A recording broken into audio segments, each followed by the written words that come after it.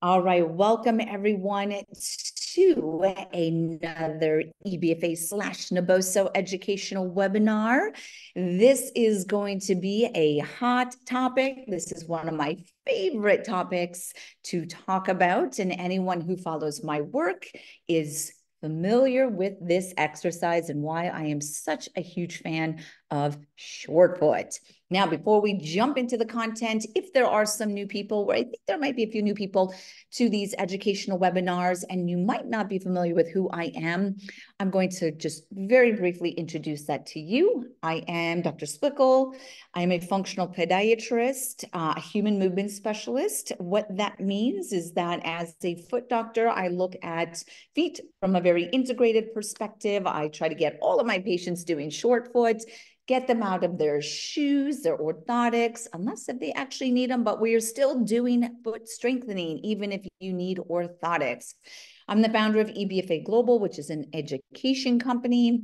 All of that content can be seen on the website as well as on YouTube. I have over 250 educational videos on the EBFA YouTube, so definitely check that out. Author of Barefoot Strong, if you have not read that book yet, short, fast, powerful read. If you have not, that's available on the Naboso website, also on Amazon. And then I am the co-founder and CEO of Naboso, which we will reference just a couple of those products today. If you're not following Naboso or myself on social media, do head there and give me a follow. All right. So we are talking about feet, short foot. Short foot is going to be an intrinsic foot muscle exercise. Why is it so powerful? What can you do to make it even more effective? And how can you incorporate that into many of the exercises that you're doing, so you're not thinking about short foot just as like isolated bicep curls? It is an integrated exercise. Now, to set the tone, our foot plays a very important role in balance, stability, the absorption of impact forces, the transfer of impact forces, how you push into a rigid lever, which is how you take a step. So everything based around functional movement, you need to have a strong foot. And when we say strong foot, we're really talking about the deep muscles in our foot, which are called intrinsic. So these intrinsic muscles, fun fact, you have 26 muscles in the bottom of your feet, 26 small muscles in the bottom of your feet. And those muscles, just like every other muscle in your body, needs to be strengthened. I'm going to teach you exactly how. So now, intrinsic strengthening. If you've never heard that term intrinsic, that is going to refer to the muscles in the bottom of the feet, these smaller muscles. I like to think of them kind of like the pelvic floor of your foot, or like the deep abdominal muscles, deep core of your foot, right? Or kind of like the rotator cuff of the shoulder. So we have these deeper muscles that play a very important stabilization role in the area in which they are. So our foot is very important for that. Now, in addition to stabilization, it plays a very important role in supporting our medial arch. So our arch height affects our foot posture, and our foot posture affects the rest of our total body alignment and posture. So if you want to have good posture, you really want to be looking at your feet, your base, your foundation, and what is the posture of your feet? Because everything is built off of that foundation. Okay, and then how is intrinsic strengthening important in that? All right, plays a very important role in foot stability, and this is from the heel all the way to your toes. So toe function, toe position, toe activation, so important to movement, balance, and guess what? What we're talking about today is going to be really focused on your toes. And then finally, strengthening your intrinsics plays a very important role in absorbing or damping impact forces. So when you walk and when you run and you strike the ground and you experience those impact forces, which are perceived as vibration, you strike the ground, vibration enters your body, you absorb that vibration, by contracting these small muscles in the bottom of the foot. So all of this is very important, and why I make such an argument on why we need to strengthen our feet.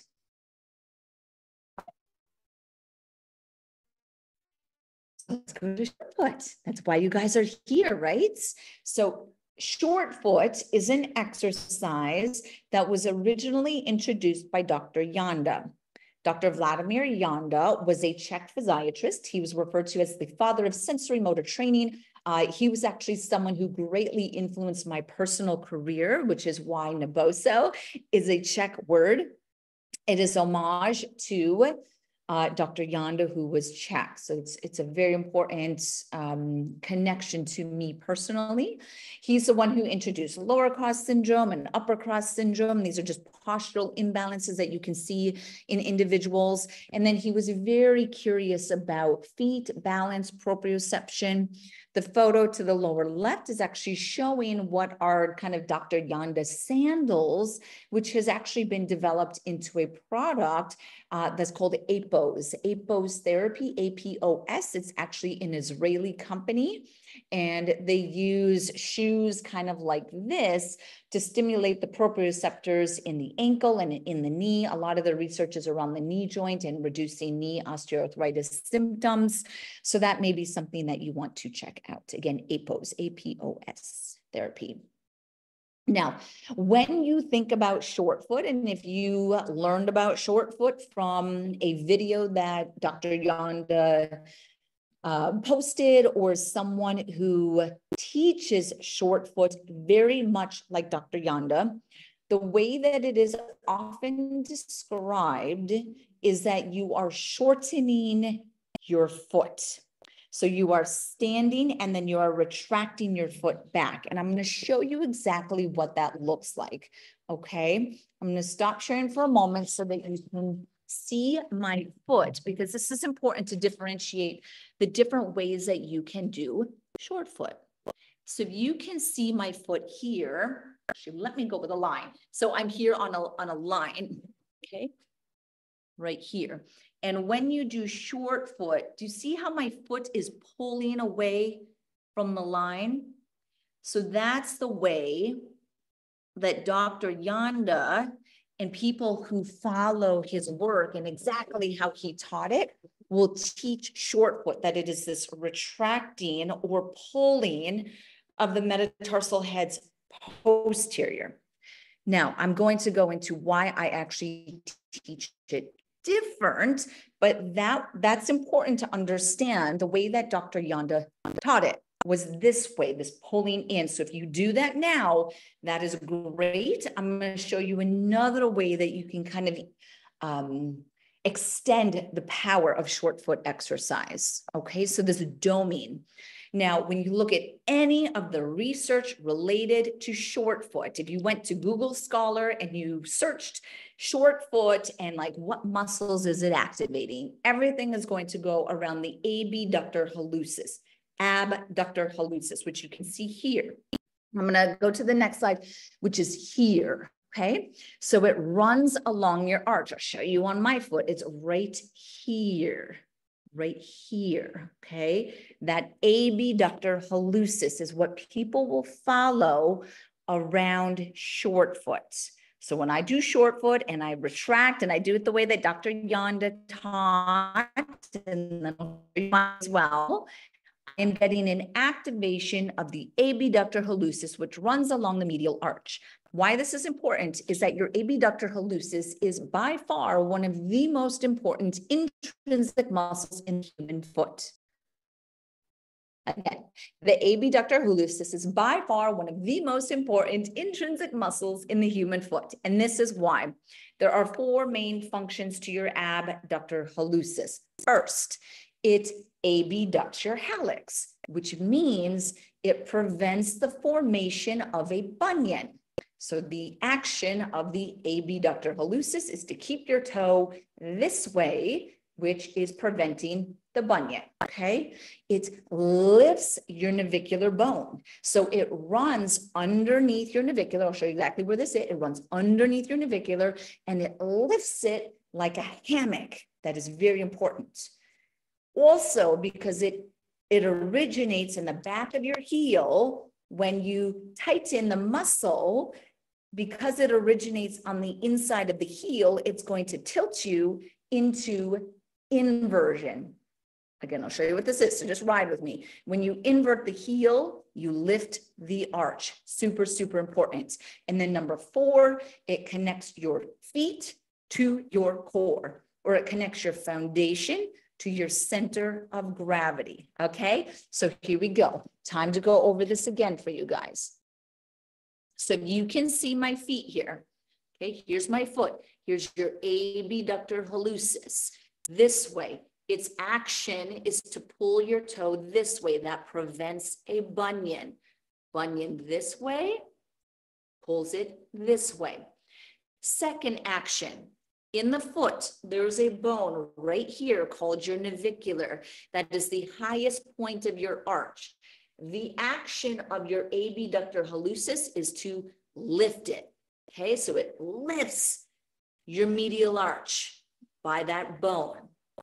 Third function is because it originates right here. This is where your abductor hallucis originates on the inside of the heel. When I contract it, it's going to make my heel go like this. It tilts my heel in. When you tilt the heel in, which is called inversion, you lift the arch. And then finally, when I do short foot, I activate my pelvic floor, which we will be going into. Okay, so that is a lot of powerful function that we are getting out of the abductor hallucis, right? So if we think of this just as like doing crunches or doing a bicep curl, so I'm just thinking really, really local. Okay, I get this benefit to the foot intrinsic, namely the abductor hallucis. Why is that important? Well, this is the function of your abductor hallucis. Bam, great, I love it. Okay, so now if you want to see a little bit of the research of how effective this exercise is at strengthening your foot muscles, namely the abductor hallucis, here is a research study as an example. This is a 2011 study, and what it was doing is it was essentially comparing short foot to a towel crunch. A toe curl is a towel crunch, right? So if you've ever heard of that exercise and you're like, oh, my physical therapist told me to do towel crunches. Okay. Now we're looking at the research and we're saying, should I be doing short foot or should I be doing towel crunches? Well, according to the research, this is showing that the more useful exercise for activating the abductor hallucis and supporting the arch of your foot is short foot. So the way that I interpret that is to stop doing your towel crunches because you're not getting the same benefit as short foot. Also, there is an ideal position that we want the human toes to be during functional movement, and that is long, straight, and flat. So I do not want any of this if that is not the position that I want our toes in. Boom, long, straight, and flat, okay? So I'm not a fan of doing towel crunches. So that's one research study to support this for you. Here's another research study. So this is looking at orthotics. So let's say you have overpronation in a flat foot. This is going to look at orthotics and short foot as a way to strengthen the foot, specifically the abductor hallucis, okay? So this is looking at strengthening the foot intrinsics. So here, I'll get this. So it's comparing foot orthotics and short foot or foot orthotics alone. And they're looking at the hypertrophy of the abductor hallucis. So do you actually get like growth of that muscle? And then do you get strength in another intrinsic, which is called the flexor hallucis, in people with flat feet? So we go through this all the way to the bottom here. And what they see is that this study demonstrates that foot orthotics combined with short foot exercise is more effective at increasing the abductor hallucis strength and hypertrophy compared to orthotics alone. Now, what's interesting is there's other research studies that show chronic use of orthotics, arch supports, supportive shoes can actually atrophy your intrinsic muscles. So when I give a patient an orthotic because maybe they need it, I am always giving them foot strengthening, short foot at the same time. It is something that I want them to do as a lifestyle. Just like I want everybody to release their feet every day, I want everybody activating and strengthening their feet just for a few minutes every day, okay? So I love this study kind of demonstrating that combination. Here's one more study looking at abductor hallucis and its effect on the arch, okay? So this is really demonstrating how I had said the function of your abductor hallucis is to lift the navicular, which is your arch. This is just a cadaver study. And don't worry about reading this. I'm going to read it for you. Okay. And what they saw is this is looking at cadavers, and they found the abductor hallucis muscle. And then when they engage this muscle, when they engage it and create a contraction in this muscle, what they saw is that they were getting a lift of this arch. So the abductor hallucis muscle acts as a dynamic elevator of the arch. Understanding the mechanism of that muscle can change the way that we look at and think about treating flat foot, post-tib tendinitis, bunions, and different types of neuropathies. So that is huge, right? It's just further supporting that we need to go after the abductor hallucis to strengthen the foot. Bam. Good. Got it. Mic drop. Okay. Now here's the thing. This is where I teach short foot different.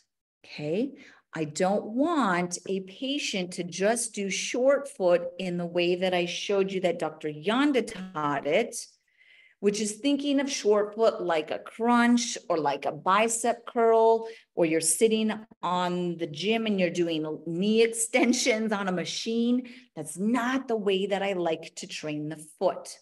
I train the foot in a very integrated way. Short foot, to me, is an activation exercise that connects your feet to your core. It primes your postural system, your fascial slings. It prepares an athlete or an individual for moving in gravity. It is critical to how I prepare someone for posture, balance, and movement, okay? It is also, when you understand it, an activation that you should be incorporating into every exercise you do. So if you are doing back squats, kettlebell swings, you should be doing short foot during each of those repetitions because it is your foundation to stability. Okay, that's the way I want you to think about this. Is short foot is an integration exercise. Here we go. This is how it's an integrated exercise. Fascially, your feet are myofascially connected to your deep core, pelvic floor, your diaphragm, and it actually runs all the way up to your tongue. So when you do short foot, you want to be thinking about, you want to be cueing, you want to be doing this in a very specific way that your foot activation is coordinated with your breath, is coordinated with the rhythm of your deep core pelvic floor, right? So these fascia lines are very important to how you want to be stabilizing or thinking about stabilization slings in the body. So this is integrated. What that means is that every time I teach short foot, I am cueing the breath, and I'm going to teach you how to do this. Okay. Now this connection goes even further, because I know you guys want some of that heavy anatomy. So here you go. All right. So let's look here real quick. I'm just going to go back one because I want to dive into these muscles. So right here, FHL, FDL, flexor hallucis longus, flexor digitorum longus. Your FHL, so these are deep muscles, and it's going to insert onto the tip of your toe, the bottom tip of your toe. Flexor digitorum longus inserts onto the bottom tips of your little toes. The action of these muscles, the action of your long flexors is that they actually create an anchoring response into the ground. So when I push off to take a step, I need something pulling me down while my energy goes forward. Okay, that's very, very important to understand.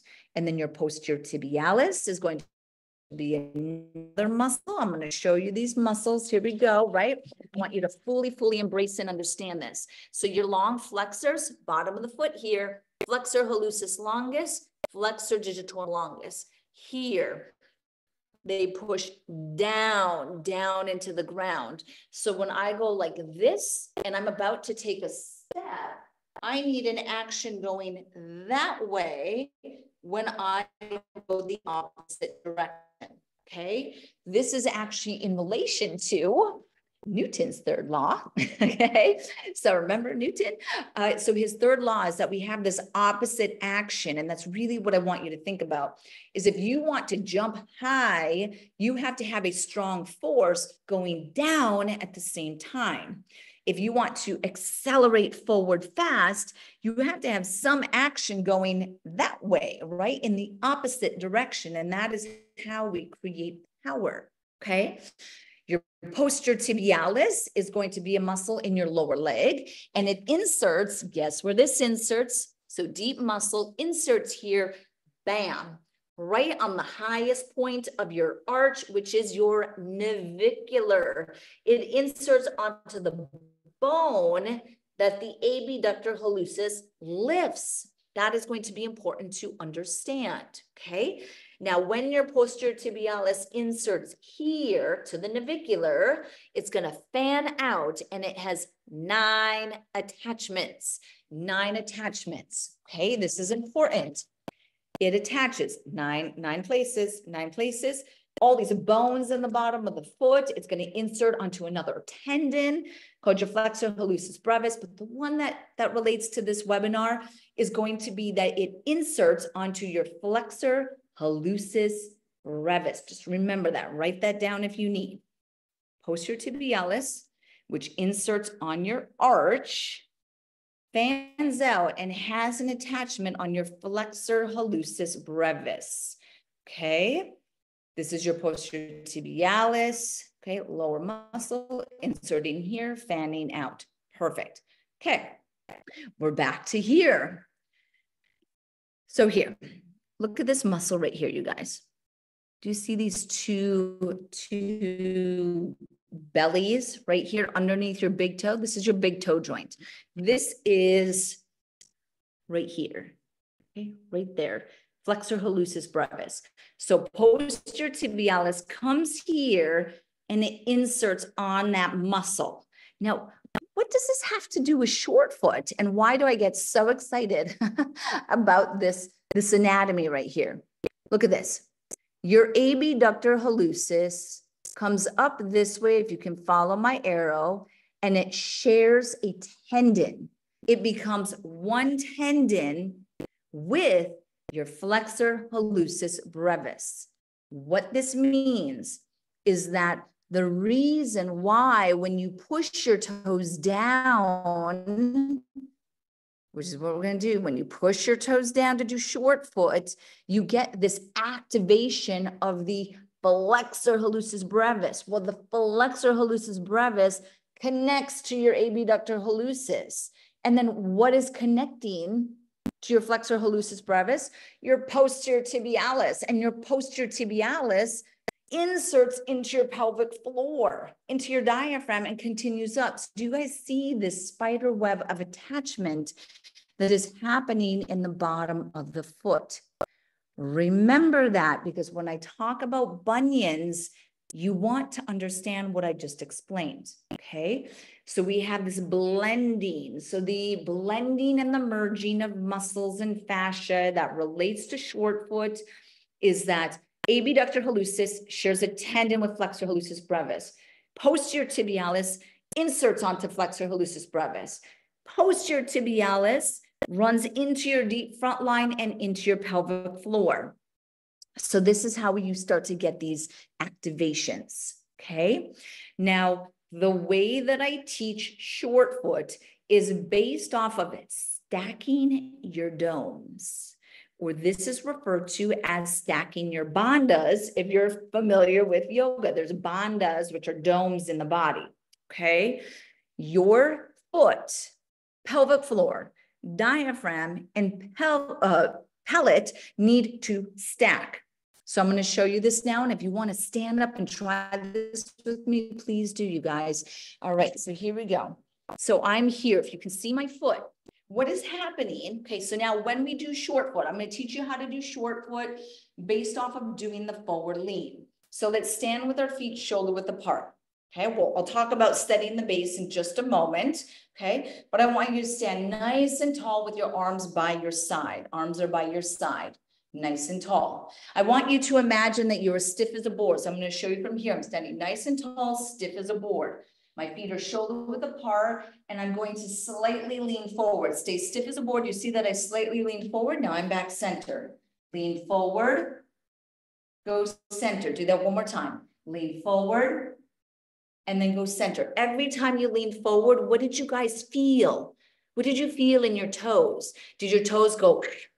They should have, right? So I want you to hold that sensation. The sensation of the toes going down when you do forward lean is short foot. So we are not going to be doing the doming and the retracting and pulling the foot back like Dr. Janda taught. We are going to do the action that we feel in our digits when we do forward lean, which is bam. Push your toes into the floor, relax them. Push your toes into the floor, relax them. Push your toes down and relax. Great. Now, if you look at my foot, every time I push my toes down, what happens to my arch? Do you see that my arch is lifting? Okay. So I want you to feel that. I want you to feel that when you push your toes down, your arch lifts. When I push the toes down, I'm activating my abductor hallucis, which is short foot. Now, the reason why I teach this different than Dr. Janda is, one, the fascial lines and what we understand about fascia was not around when Dr. Janda was doing this. So he was a little bit ahead of his time. Also, I've worked with many athletes as far as the application of short foot. And when I teach short foot, I need you to quickly jump, right? Can you, bam, engage short foot? Short foot. So if you're running, jumping, landing, box jump, etc., you cannot reflexively, boom, pull the foot in like this. It's not possible. The action of the trigger of short foot stabilization is toes down, okay? All right. So when we push our toes down, we understand that our arch lifts. Now, the way that we stack our domes is going to be pelvic floor. Your pelvic floor is the next dome. And then your diaphragm is the third dome. Okay, so you have your arch, your pelvic floor, your diaphragm. Let's start with our diaphragm, okay? And you guys don't even have to see what my feet are doing or my dome, my arch, my diaphragm, right? Okay, but what we're going to do is, the way I want you to think about this is when we inhale, so your diaphragm is a dome, okay? When we inhale, our diaphragm drops. When we exhale, our diaphragm lifts, okay? And we are trying to stack our domes, which means, if you just think about that, do we want to inhale or exhale when we do short foot? Which one lifts our dome? Well, it's the exhale, right? So what I want you to think about is every time you push your toes down, shh, exhale your breath, okay? Or you could elongate our breath and you could shh. Okay? All right. So that's going to be the first part, is that we are stacking our diaphragm with our foot arch. So I want you to inhale into your belly. Your diaphragm is dropping right now. And then I want you to exhale. Your diaphragm is lifting, so the dome is lifting. Keep exhaling, everyone. And as you exhale, push your toes into the floor, just like that forward lean. Keep exhaling, keep exhaling, keep exhaling. And then good, release. Inhale, relax your feet. Your domes are relaxing. Okay. One more time, start to exhale. Your diaphragm is lifting, dome is lifting. Start to push your toes down. Keep exhaling. Keep stacking your domes. And then good, release. Inhale, relax the domes. Okay. Your third dome, which is actually in between them, is your pelvic floor. Your pelvic floor dome is an anti-gravity muscle. So when we think about stabilization, let's say we're doing a squat, right? Something like that. When I'm about to push load, so I'm down here and I'm pushing up, I need to engage before I push because I need to be stable, right? Or let's say I'm doing a bicep curl. As I curl the weight, I'm engaging, I need stable here, okay? So your pelvic floor is an anti-gravity muscle, has a component of a lift to it. And the lift of the pelvic floor is going to be associated with stability, okay?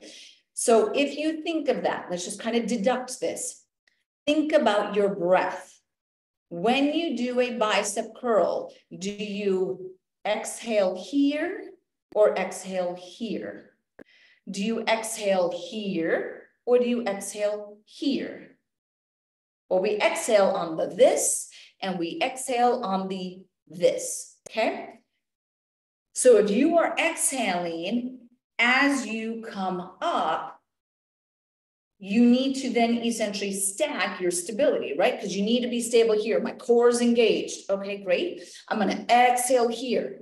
They go together. As you exhale, you lift pelvic floor. I hope that that makes sense. Okay, they do this together. The exhalation with the lift of the pelvic floor is really how we are stacking stability in our trunk. Okay, what that means is that as I push my toes down to lift my arch, I'm going to exhale to lift my diaphragm. I'm going to engage and lift my pelvic floor to lift this dome, okay? Now, the lifting of the pelvic floor is really based off of the sensation of stopping your pee and stopping your poo, okay? So if you stay standing with your feet shoulder width apart, I want you to think about the base of your pelvis like this. You have a front and you have a back, okay? The back here is actually more important when it comes to short foot. Your posterior pelvic floor is called your levator ani. And what's going to happen is as you exhale and as you push your toes into the floor, you are going to lift your levator ani. Now, the sensation to engage your levator ani is stopping your poo, okay? So I want you to stand with your feet shoulder width apart, relax your pelvis, relax your body, okay? Shut your eyes if you need to, and I want you to focus on your posterior pelvic floor, just focus on your body. And now I want you to imagine stopping your poo. So you're going to lift, right? There's a little lift, and then we release. A little lift, and then release. A little lift, and then release, okay? So as you lift your levator ani, and imagine stopping your poo, right? You are going to exhale, and then release, relax it. Inhale. Again, exhale. And inhale. I want you to start to push your toes down as you exhale and as you lift your levator ani, okay? So here we go, toes down. And inhale, release your feet, relax your pelvic floor. Exhale, lift. And then release, okay? So you are starting to stack arch dome, pelvic floor dome, diaphragm dome. The last one that we would stack is essentially thinking about our tongue to our palate. Now, this one is a little bit kind of interchanged with the diaphragm, but what I like to do is if you bring your tongue to your palate at the same time as lifting your levator ani and at the same time as pushing your toes down, you can feel a stack. So what I want you to do, we're going to start by first Lift your levator ani.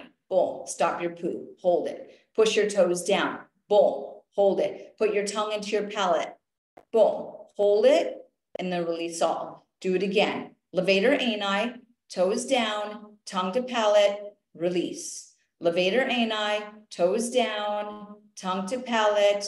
Release. Can you do those 3 areas at the same time? Boom. Release. I can't do it and talk to you guys. You have to keep doing it. Lift and release. Lift and release.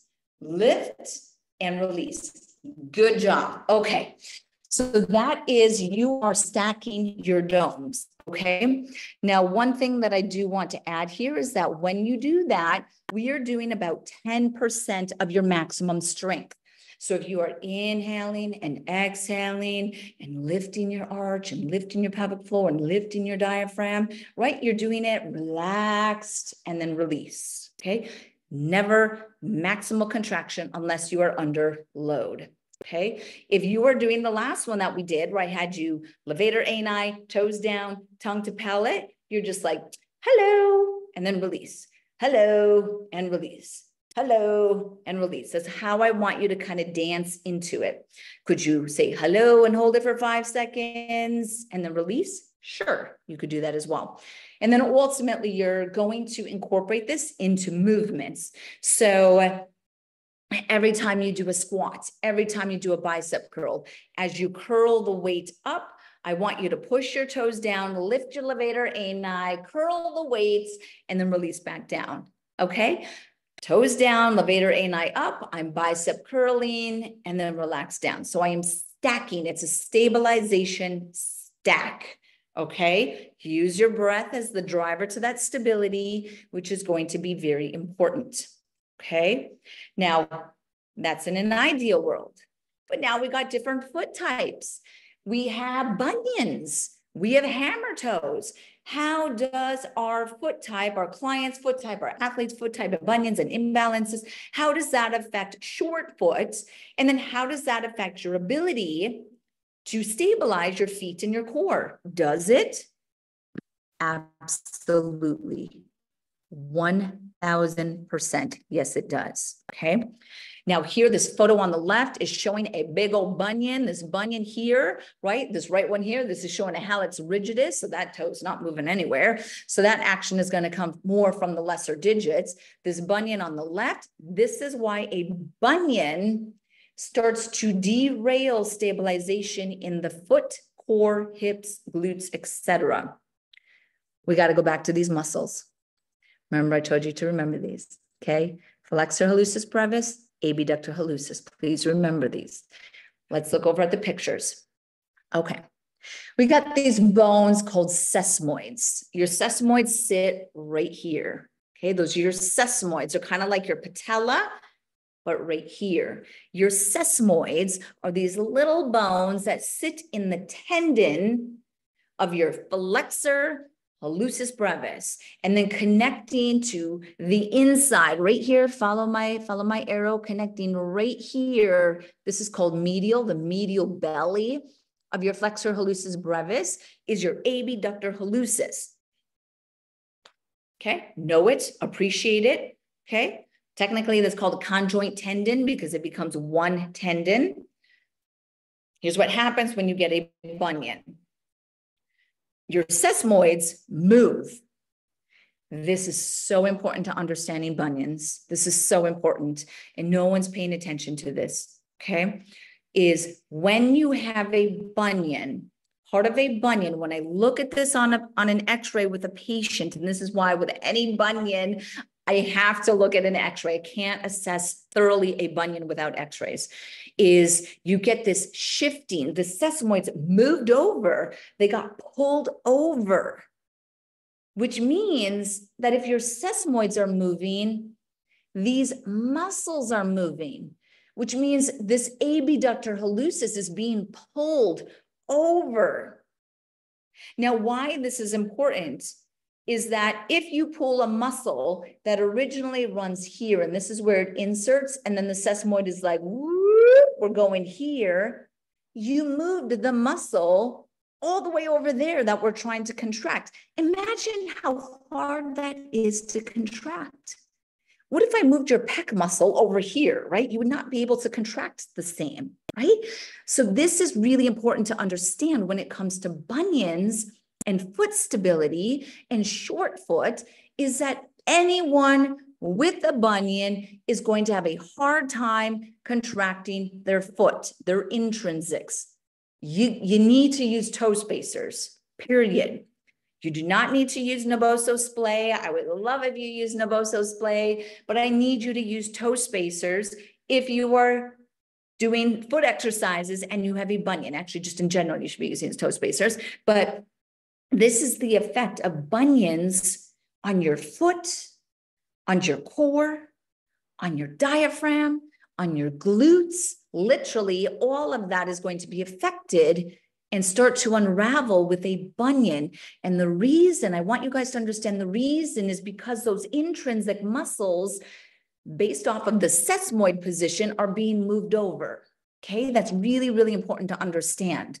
Now, the second one that gets kind of crazy with the short foot is going to be hammer toes or some sort of contracture.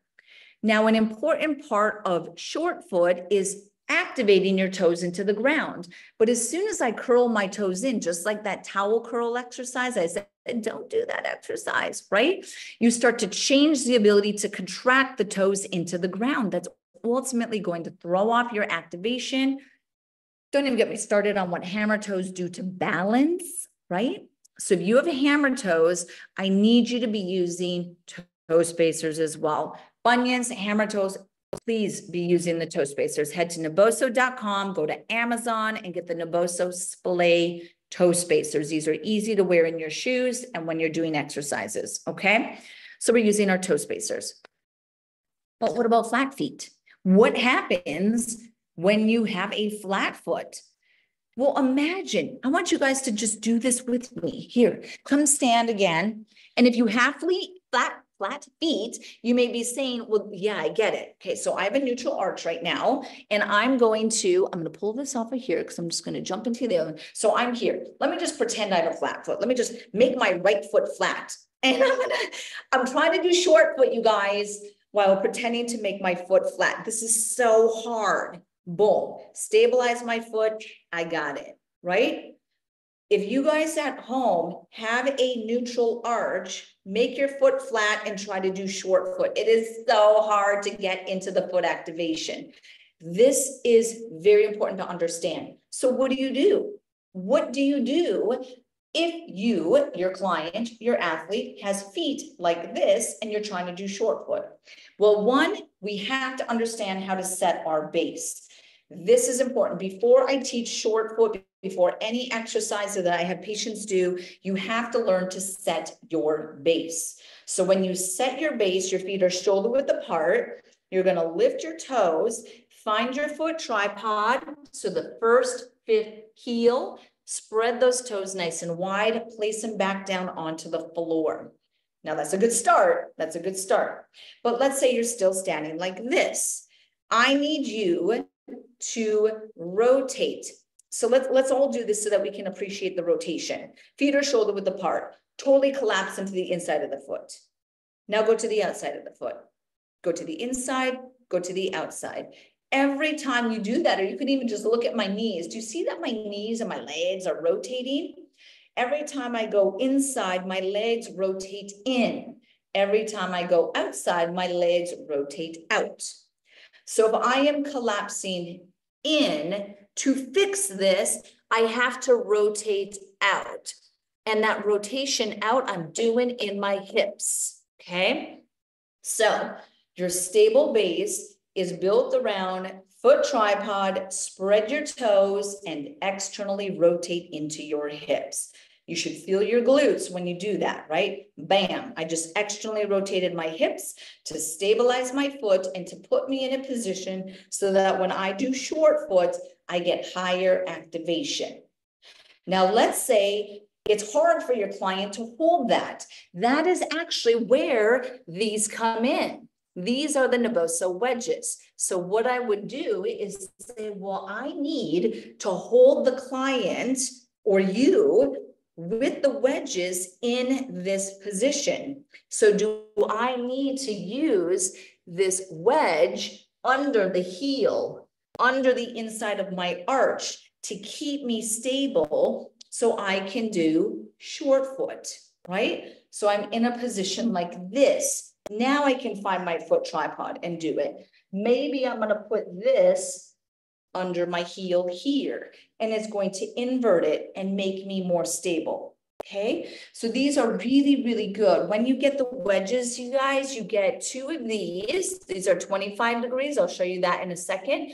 And 2 of these 10 degrees. So if you even stand at a standing desk or something like that, and you have flat feet, you can put this inside your heel on both of your feet, and then just stand there and type away, and you have this, okay?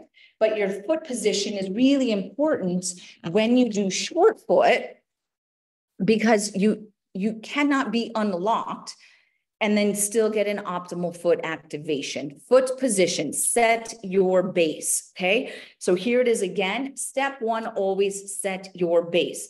Your clients, your athletes, bam. What does that mean? If they can't hold it because of their foot type, or it's just a lot, it's a lot to have a mind connection to the foot and hold that, then use the Naboso wedges, please. I got a discount code for you, okay? So I'll give you that discount code. So here you can see I'm posting. This is called posting. I'm posting my heel into an inverted position, or really a neutral position, so that I can activate short foot and my foot intrinsics easier. Really important, really important. Now, I'm going to give you a few additional ways that you can elevate your experience. Okay, you can elevate your experience. So your short foot experience, that is, right? So here, first one is toe extension, a toe extension short foot. So that is going to use this wedge. This is using the 25-degree wedge, exactly like the photo shows here. Now, when you extend your digits 25 degrees, research has shown that you get increased intrinsic activation. So if I want to kind of fast track this, get a little bit higher, wake it up in my foot, I'm going to extend my digits 25 degrees, push into the wedge, and that is going to give me a more effective release.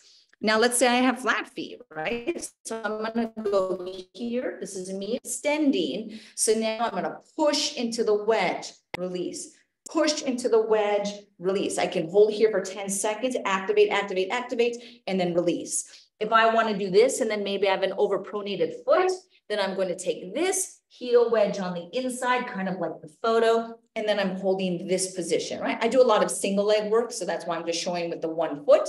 Of course, if you had 2 of these, you could be doing this bilateral as well, okay? This wedge, push into that 25 degrees, really, really good. A bonus on this is that when you extend the toes up like this, you technically also lift the arch. So you create foot stability by extending the digits 25 degrees. I love it, okay? So if you want to elevate your short foot, or you want to get better activation of your short foot, then use the wedges, extend your toes 25 degrees, and that would be an elevated version of short foot, okay? Now, another progression that you can do, I'm going to have to do this with one of the wedges because I'm looking around and I'm like, where is my ball? Is here. This is a ball between the heel exercise. Ball between the heel. Theoretically, you could put anything between the heels. Put your cell phone if you want. Okay. So this one, this is a really, really good exercise. Oh my gosh, I love this exercise, you guys. This is, if the other ones, if short foot is the king of all exercises, then this is the queen of all foot exercises. So I'm just going to use this just as an example. Okay. I have something between my heels, and what I'm doing is I'm spreading my toes, set my base. I'm going to slightly lift my heels, and I'm pushing my toes into the floor. I'm pushing my toes down, driving my heels together. Just doing this is activating the posterior tibialis, which connects to the pelvic floor. If I want to continue the exercise, then I would push my toes down, lift, drive my heels together all the way up, And on the top of this exercise, I'm going to tuck my heels under the ball and then lower myself back down. Toes are spread, slight lift, drive the heels together, up, up, up. Woo, tuck my heels under the ball or under the wedge here, and then lower back down. So shh, and then lower down. Toes down, shh, lower down. Do you see that I have this spiral action? I'll actually show it to you guys from behind. So you can hopefully appreciate that I'm tucking and there's a movement in my heel. So I'm here, boom. Do you see that spiral on top? Boom. That tuck is what you want to make sure you're doing. Shh, shh. Okay. Now the stack of short foot is that you are always pushing the toes down, lifting the pelvic floor, exhaling as you're doing this. So it's always, always integrated. That would be a short foot progression, okay? Really targeting posterior tibialis, which is awesome. Okay, so you guys are looking to elevate your short foot experience. So what I would suggest is if you have bunions and hammer toes, then please get the toe spacers. You really want to be using these to support that alignment when you do short foot. Technically, you should be wearing them in your shoes as well, but at least when you're doing short foot in your exercises, you have that alignment, so you get better foot activation. The way that you're looking at short foot now, I need you to please integrate it. It is not an isolated foot exercise just for building the foot arch and that its goal. It is an integrated fascial foot to core sequencing exercise. I want you to understand or just appreciate the complex fascial connections in the bottom of the foot and why they're so important. And then I want you to understand what happens when we have bunions, hammer toes, flat feet, and how can you create a better position of the foot to get better activation? The wedges are really one of the best ways to do that. So if you use code FW40, you can get 40% off of the wedges. The wedges are $75. This is a ridiculous deal, you guys. 40% off of $75. That is something like, I don't know, 40 some odd dollars for them, which is great. And you get 2 of the 25-degree wedges, 2 of the 10-degree wedges. So definitely check that out.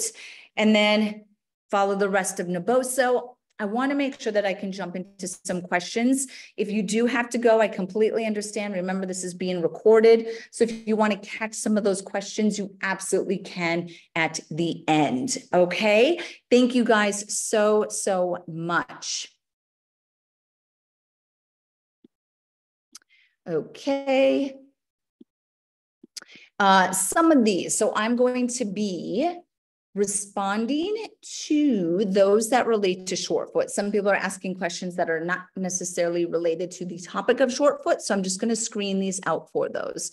Okay. So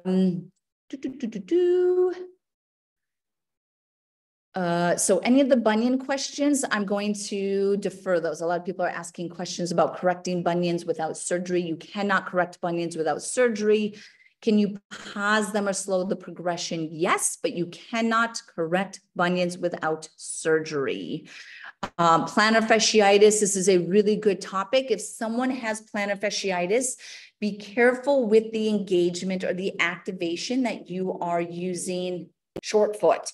Do not exceed. You can absolutely give yourself plantar fasciitis from short foot. So you don't want to be over aggressive with that. Okay. So just be really mindful with it. I do have a whole lecture on plantar fasciitis. So definitely check that out. That is on the EBFA YouTube. Helen asked about short foot with heel spurs. Essentially heel spurs is plantar fasciitis. So definitely check out what I just responded.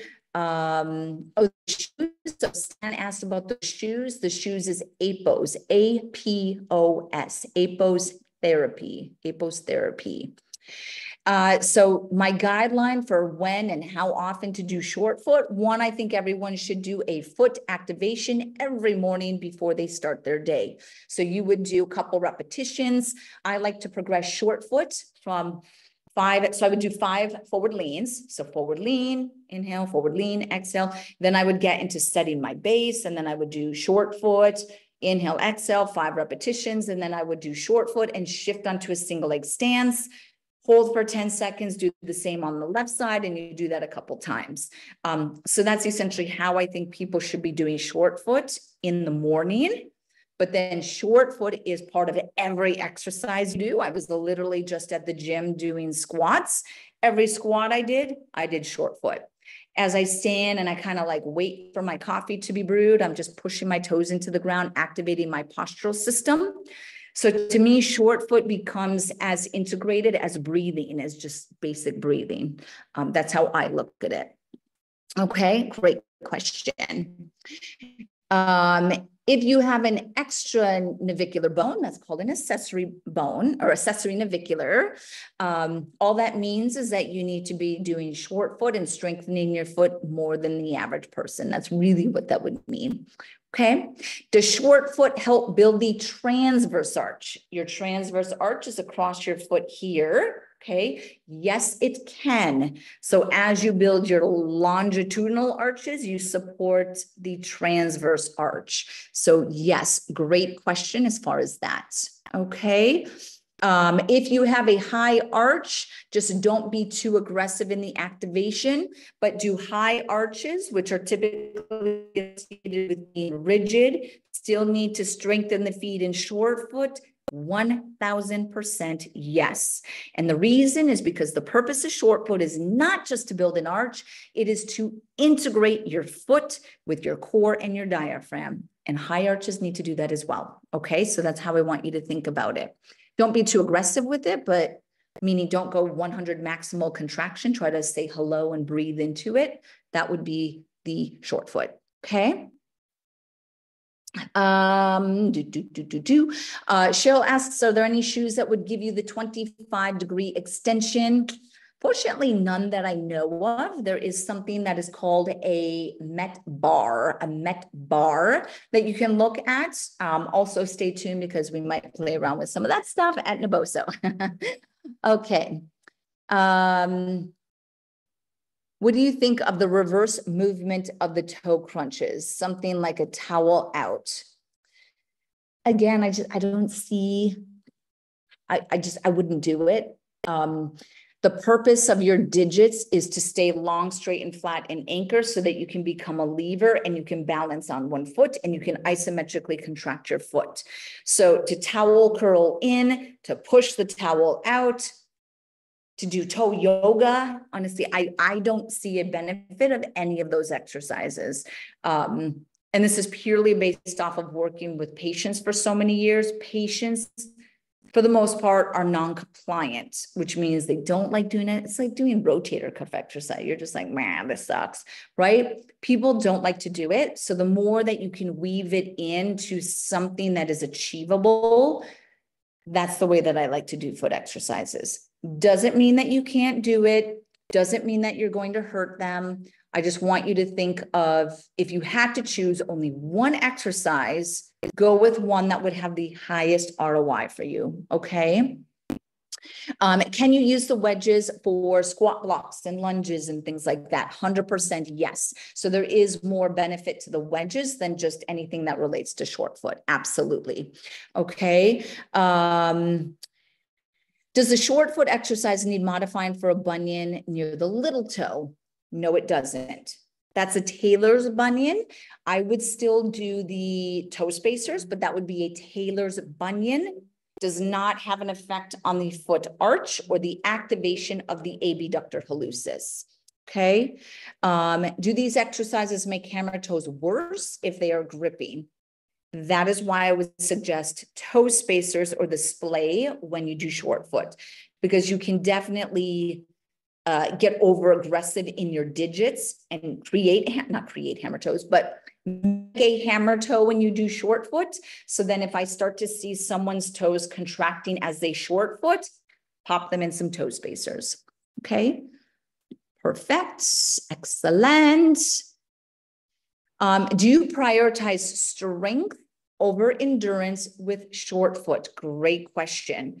To me, it is an activation which is then integrated into other exercises. So if I'm doing like just as an example, if I'm doing kettlebell swings, essentially what makes it successful in a kettlebell swing is that I need to do short foot as I lift the bell.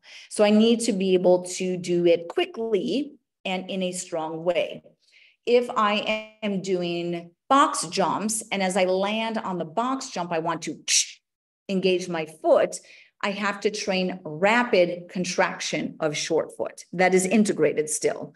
If I am standing on one leg and balancing for 10 seconds, theoretically, I'm doing short foot for the 10 seconds. So that would be endurance.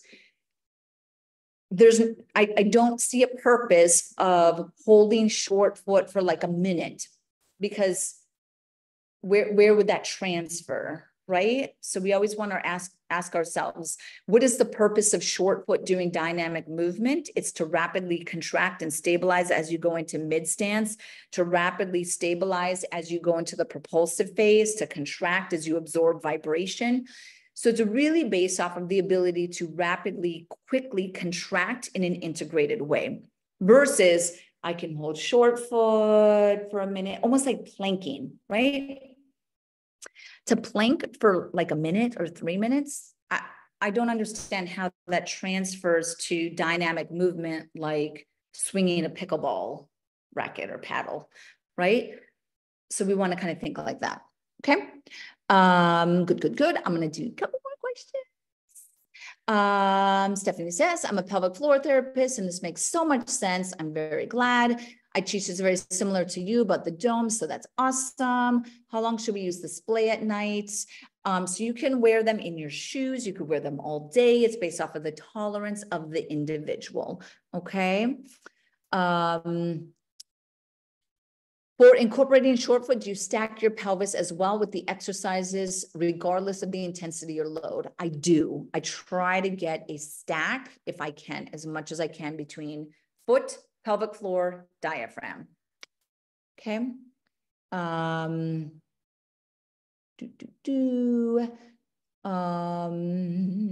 Does a weak, tight posterior tibialis come from a weak foot? Typically, yes.